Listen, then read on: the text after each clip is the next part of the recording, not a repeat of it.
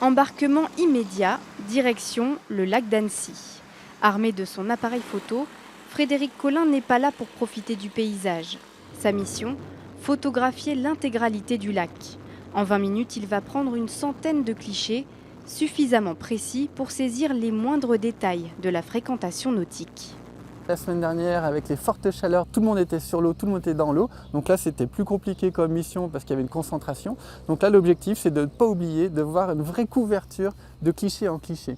On peut voir jusqu'au paddle, jusqu'aux nageurs, jusqu'aux plus grosses embarcations. On a vraiment tout un éventail, on va dire, de catégories de navigation. Donc la photo doit permettre de bien visualiser ça. Des survols comme celui-ci, Frédéric Collin en effectue 8 dans l'année.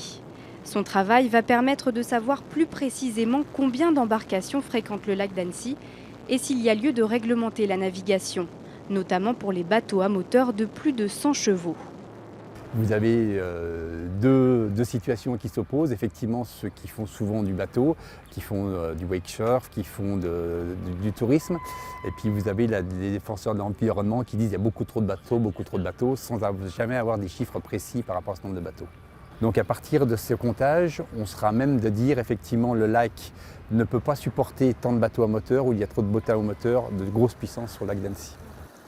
L'an dernier, au plus fort de l'été, 788 embarcations ont été comptabilisées, dont une moitié de bateaux à moteur.